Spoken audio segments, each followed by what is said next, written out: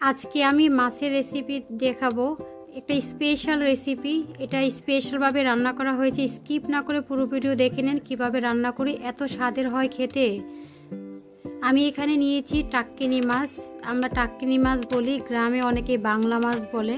এটা নদীর মাছ। এই মাছটা যে খেতে এত স্বাদের হয়, ছোট কিন্তু খুব স্বাদের হয়। এখন দিয়ে দিলাম পরিমাণ মতো লবণ, এখন দিব হলুদের গুঁড়া, অল্প একটু মরিচের গুঁড়া দিয়ে ভালোভাবে মাখিয়ে রাখবো কিছুক্ষণের জন্য।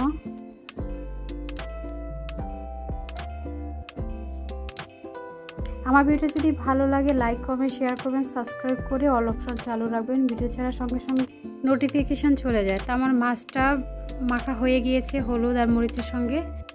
চুলায় একটা ফ্রাই প্যান বসিয়ে দিয়েছি।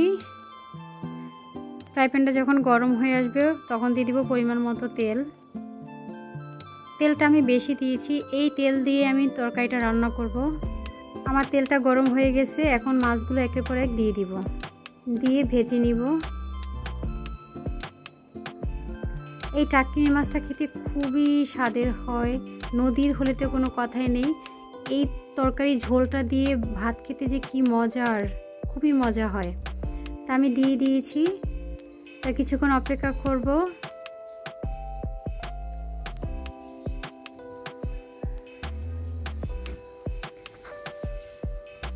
আমি উল্টিয়ে দিব, আমার এক পাশ হয়ে গিয়েছে ভাজা।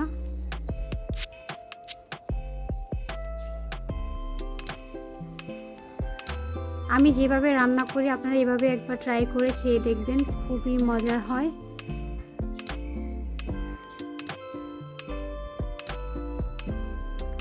তা আমার অপর পিঠও ভাজা হয়ে গেছে, আমি তুলে নিচ্ছি।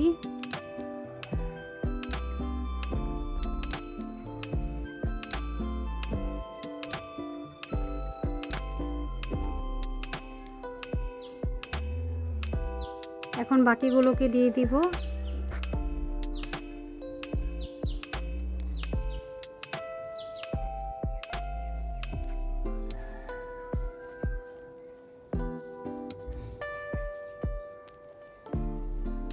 সব রান্নার প্রসেসিং একই, কিছুটা ভিন্ন ধরনের কাজ করতে হয়, তাহলে স্বাদের হয় রান্নাটা।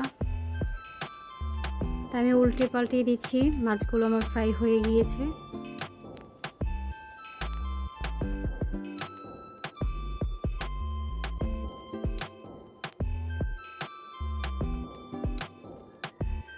এখন আমি তুলে নিচ্ছি মাছগুলোকে, মাছ ভাজা হয়ে গিয়েছে। একটু সময় নিয়ে আস্তে আস্তে ভাজতে হবে।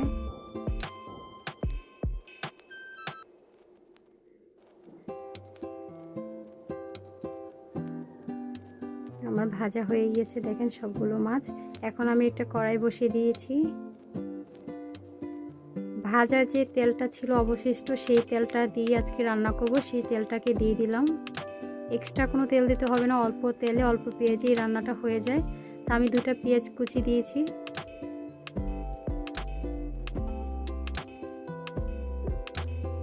পেস্টটা একটু ভাজা ভাজা হলে এখন দিব 1 টিস্পুন আদা রসুন পেস্ট। বেশি দেওয়া যাবে না, অল্প একটু দিতে হবে, যেহেতু মাছ রান্না, মাছের মধ্যে অল্প একটু আদা রসুন দিয়ে ভালো লাগে।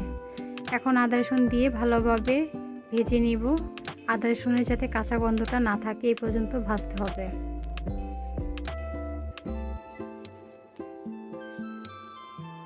তাই আমি ভালোভাবে নেড়ে ছেড়ে ভেজে নিচ্ছি।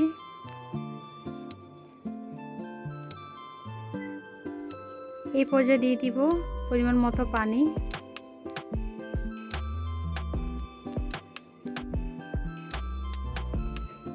এখন দিব স্বাদ মতো লবণ,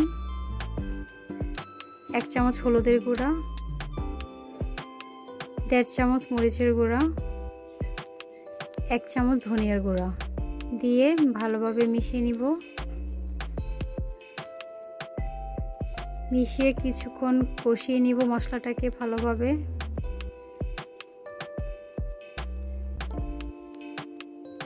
আপনাদের দেখে মনে হচ্ছে সিম্পল বাট একটু ডিফারেন্ট আছে, আপনারা স্কিপ না করে পুরো ভিডিও দেখে নেবেন। আর মশলাটা অনেকটা কষানো হয়ে গেছে। এই পর্যায়ে দিয়ে দিব টমেটো।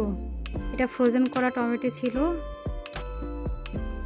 কিছু টমেটোগুলো দিয়ে এখন ভালোভাবে মিশিয়ে নিব। আবার মশলাটাকে ভালোভাবে কষিয়ে নিব।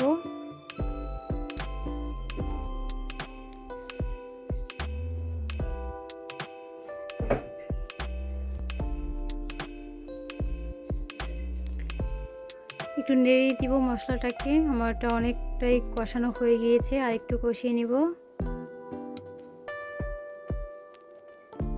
আমার কষানো হয়ে গিয়েছে, এই পর্যায়ে দিয়ে দিব ভেজে রাখা মাছ।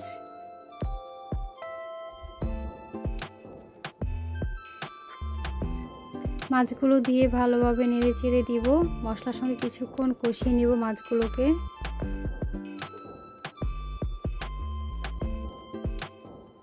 আমার মাছ কষানো শেষ হয়ে গিয়েছে, এই পর্যায়ে দিব গরম পানি। যেহেতু আমি ঝোল ঝোল রান্না করব মাছটাকে, তাই আমি গরম পানি দিচ্ছি। একটু পরিমাণ মতো একটু বেশিই লাগবে। এখন একটু নেড়ে চেড়ে দিব পানির সঙ্গে। দেখেন আমার কত পরিমাণ ঝোল দিয়েছি, এটা দেখে বোঝা যাচ্ছে। এই পর্যায়ে দিব আমের টুকরা। এটা হচ্ছে ফ্রোজেন করা আমের টুকরা। আমরা সব কিছু ফ্রোজেন করে রাখি। এই তরকারির মধ্যে এটাই হচ্ছে স্পেশাল। আমের টুকরা দিলে তার স্বাদ দ্বিগুণ বেড়ে যায়, একটু টক টক লাগে, খেতে ভীষণ মজা হয়। এভাবে অবশ্যই আপনারা খেয়ে দেখবেন।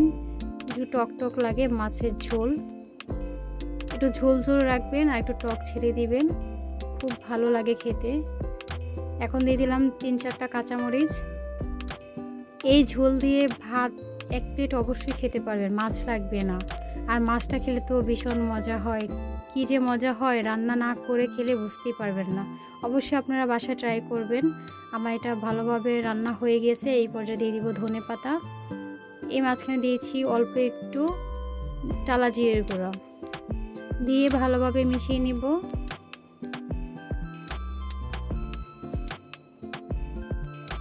এক দুইটা বলক আসলেই নামিয়ে নেব। কি যে মজার এই তরকারিটা, ঝোলটা দিয়ে ভাত খেতে পারবেন, খুবই মজা লাগবে, রুচিকর একটা খাবার। অবশ্যই আপনারা এইভাবে ট্রাই করে খেয়ে দেখবেন, খুব ভালো লাগবে। আমার ভিডিও যদি ভালো লাগে লাইক কমেন্ট শেয়ার করবেন, সাবস্ক্রাইব করে অল অপশন চালু রাখবেন। ভিডিও ছাড়ার সঙ্গে সঙ্গে আপনার ওখানে নোটিফিকেশান চলে যায়। তো এরকম নতুন নতুন রেসিপি পেতে আমাকে সাবস্ক্রাইব করে রাখবেন অবশ্যই। পুরো ভিডিওটা দেখে নেবেন, কতটা সুন্দর লাগছে আমার রান্নার কালারটা। খেতে তো সেই স্বাদের হয়। এটা আমার ফাইনাল লুক, রান্না হয়ে গিয়েছে। তা আপনারা অবশ্যই এভাবে ট্রাই করে দেখবেন। আমি একটু ধুলিয়ে দিচ্ছি কেমন ঝোলটা রেখেছি, পরিমাণটা বোঝানোর জন্য। তো ভিডিওটা এই পর্যন্তই। আল্লাহ হাফেজ, ভালো থাকবেন। আসসালামু আলাইকুম, থ্যাংকস ফর ওয়াচিং।